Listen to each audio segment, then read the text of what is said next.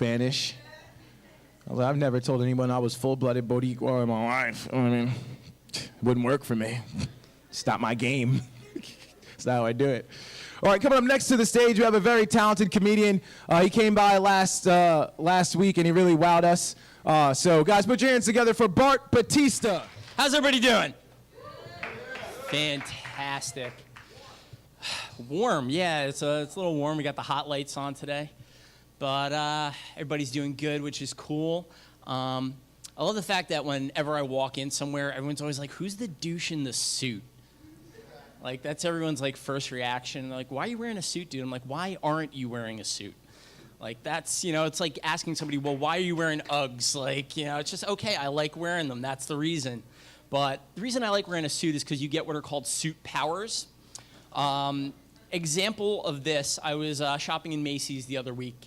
And, I'm just doing my thing, kind of like, messing with stuff. And this woman walks up to me. She goes, excuse me, are you the manager? And I got a decision to make. Either I am the manager or I'm not the manager. So, yeah, no problem. Yeah, I'm the manager. What's up? And she goes, one of your sales representatives was really rude to me. And I said, lady, no problem. I'll bring you up to the front desk, and I'll give you my manager's discount. So I walk her up to the front desk of Macy's, which is no small trip, because I'm in the Paramus Mall, and if you've ever been in there, that place is huge. So no small trip, and I walk her up. I tell her to the sales associate. I just look at the sales associate, and I say, listen, one of our reps was rude to this woman. Give her my manager's discount, and I walk away. 5, 4, 3, 2, you motherfucker! So now we've got this really irate customer running up to me with the actual manager of the store. Long story short, that's why I'm not allowed in Macy's anymore. So that was a lot of fun. I had a lot of firsts this year. This year was the first year I went skydiving. A lot of fun. And for me, first time going skydiving was like when I lost my virginity, in that there was a professional involved. It was the best $300 I'd ever spent. And for an extra $50, I got the videotape. Now I have 2 videotapes of me face down screaming, "This is amazing!" as I wet myself on somebody else.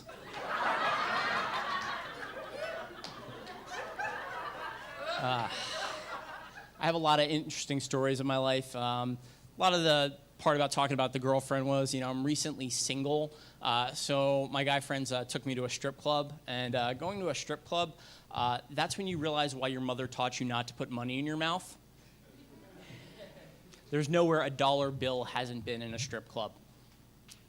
And I realized strip clubs have a lot of problems. I mean, it's not anything you would think. It's not, violence or misogyny or drugs. It's their names. Strip clubs have names like Scamps, Tramps, Risque, The Penthouse. And gentlemen, these are all names that'll get you into trouble. Because at some point, your girlfriend is going to call you, and she's going to ask you, well, where are you right now? That's why I've decided I'm going to open up my own strip club, and it's going to be called My Friend's House. Oh, baby, we're at my friend's house. She's going to get a little bit more in depth with it after that because, well, what are you doing at your friend's house? And that's why all of my strippers are going to be named after professional sports teams. Oh, baby, we're watching the Yankees-Red Sox game, and they're really going at it.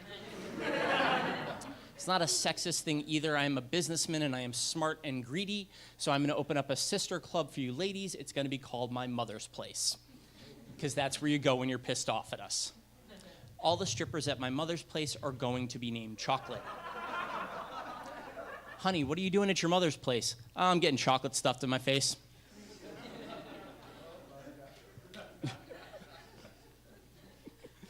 All right, cool. You guys are on board with the big BD. Anyway.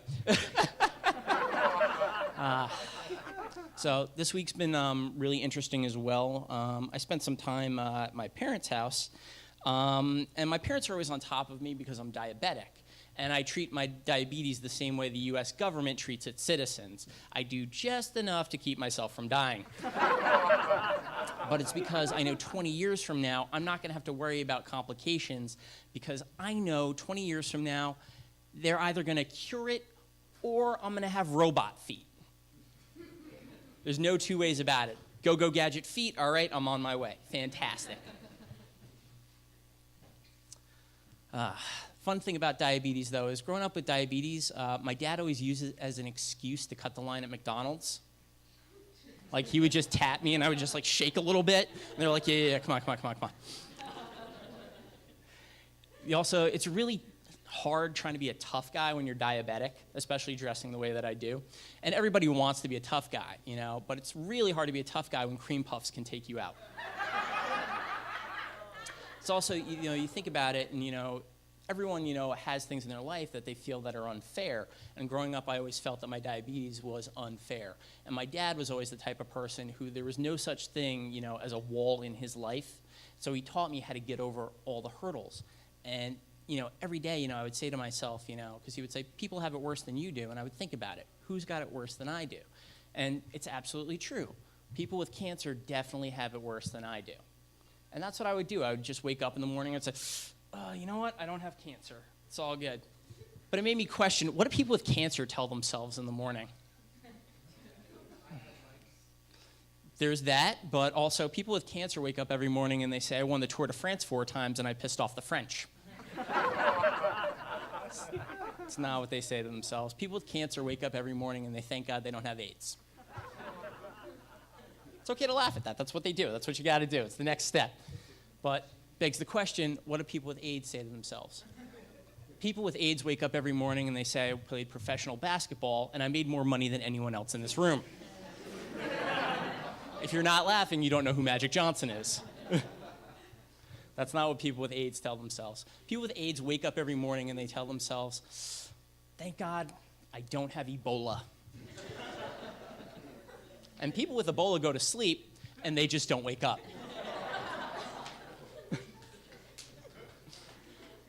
I love the uncomfortable clap. You're like, that was funny, but I don't know if I should laugh. It's okay. It's going to get darker than that. But it's the truth. Every day you wake up and everyone has their hurdles to overcome. And you got to realize the setup to life, the punchline to life is always death, but the setup is always hope. And that's what you have to take with yourself every day. And that's why I voted for Obama. I voted for Obama also because I'm a Jets fan. I'm used to being given hope and then having it dashed to shreds every year. All right, there are my sports fans in the audience. Fantastic. All right, ladies and gentlemen, I believe that's what I'm going to leave you with on this. Listen, I just want to apologize to anybody watching the broadcast with AIDS, Ebola, or cancer. That doesn't reflect Mike Check 1 Tuesday's feelings about disease at all. All right, guys, one more time for Bart Batista. That was funny. That guy's funny. I might perform next week in a suit. I'm trying to get some suit powers. I might front like I'm a manager around here.